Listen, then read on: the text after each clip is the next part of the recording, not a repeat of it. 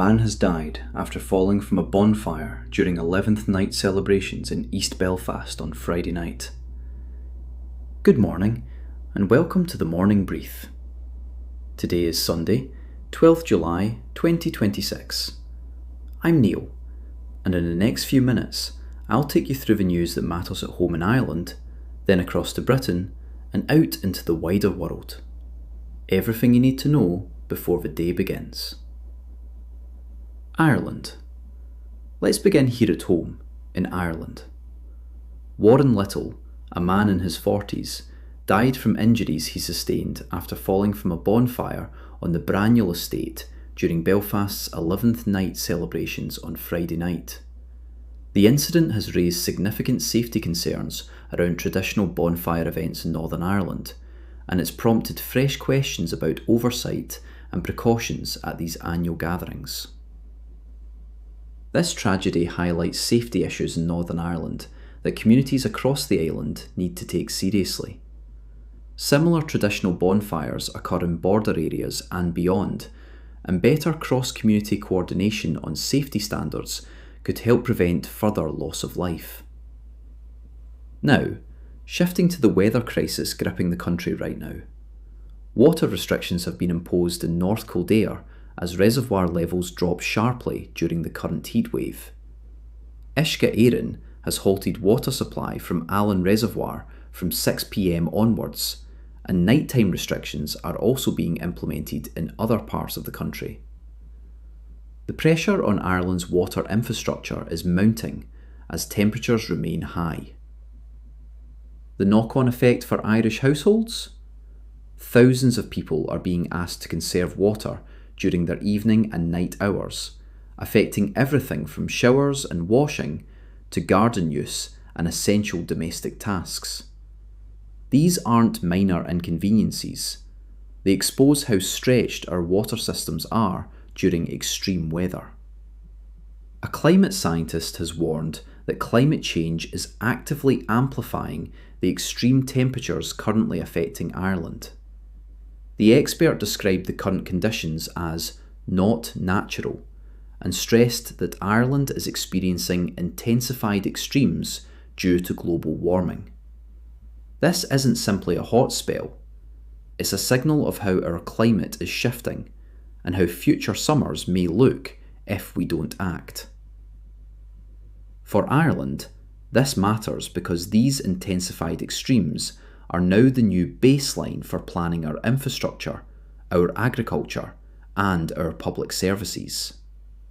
What we're seeing this week isn't an anomaly, it's a preview of the norm.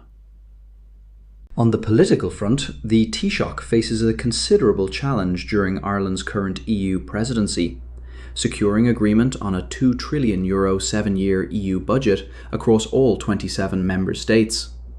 The task is complicated by upcoming French presidential elections and the inevitable political manoeuvring that comes with major budget negotiations. Getting all member states to align on funding priorities is never easy, and this time the stakes are particularly high. Why does this matter on this side of the Irish Sea? Because how that budget is structured will directly shape what funding Ireland can access for infrastructure, climate initiatives, research and economic development over the next 7 years. This negotiation will ripple through every sector of Irish public life. And finally, here at home, broadband providers Air, Virgin and National Broadband Ireland have raised serious competition concerns over Ciro's practices in new build estates. The providers allege that Ciro is creating a bottleneck by controlling single fibre lines into new developments, effectively locking out competitors. This could force residents to either accept Ciro's service or pay considerably more to upgrade their infrastructure if they want an alternative provider. Closer to home, this is a consumer choice issue that affects anyone buying into new housing estates across the country. If one company has a monopoly on the primary connection, residents have no real leverage to negotiate better prices or service quality, and that's bad for competition and for Irish households. UK. Now across the Irish Sea to the UK. The UK Met Office is warning that heatwave conditions will persist across England and Wales into next week, with temperatures remaining above 30 degrees Celsius. Wildfires have been reported, and heat health alerts issued for some areas, as the extreme weather continues to strain emergency services and public infrastructure. And that heat isn't stopping at the Irish Sea. Heat waves affecting the UK typically extend to Ireland within 24 to 48 hours, so Irish commuters and workers should prepare for similar intense conditions. This is likely to compound the water and infrastructure pressures we're already seeing at home. World. And finally, out into the wider world, major earthquakes have devastated Venezuela, with the National Assembly President confirming that 4,333 people have been killed and 16,740 injured. The disaster compounds Venezuela's existing humanitarian and political crisis, leaving countless families without shelter, clean water, or medical care. For Ireland, this matters because large-scale humanitarian disasters of this scale typically trigger EU and international aid responses, and Irish NGOs and diplomatic efforts may well be engaged in the relief effort. It also affects global migration patterns that inevitably reach European shores. Tensions are escalating in critical global shipping lanes.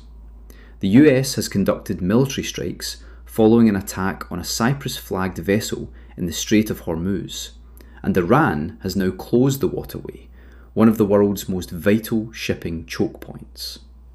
The closure threatens global trade and energy supplies on a massive scale. For Ireland, this matters because the Strait of Hormuz is vital to EU energy security and global trade flows. Any disruption affects Irish import and export costs, fuel prices, and the broader economic stability we all depend on through EU and international supply chains. A container ship has caught fire near Oman, forcing its crew to abandon the vessel. The incident threatens critical maritime trade routes between Europe and Asia, disrupting shipping lanes that are already under pressure. Closer to home, Irish importers and exporters rely on these shipping lanes every day. Disruptions affect supply chains, delivery times, and the costs of goods transiting between European and Asian markets, ultimately hitting Irish businesses and consumers. EU climate data has confirmed that June 2026 set new temperature records across Europe and global oceans, intensifying climate crisis concerns and underscoring accelerating warming trends. The data paints a stark picture of how rapidly our planet is warming. Here at home, that means Ireland, as an EU member, is directly affected by these European climate trends. Extreme heat impacts our agriculture, water supply, energy demand, and our ability to meet Ireland's climate commitments under EU targets. These aren't distant statistics, they're reshaping how we live. A lot moving this morning. Infrastructure under strain at home, extreme weather spreading across the island, and critical tensions in global shipping and energy that will eventually touch every household here in Ireland. And that's the morning brief for today. Whatever the day brings, take it steady. I'm Neil. I'll be back tomorrow morning. Until then, look after yourself.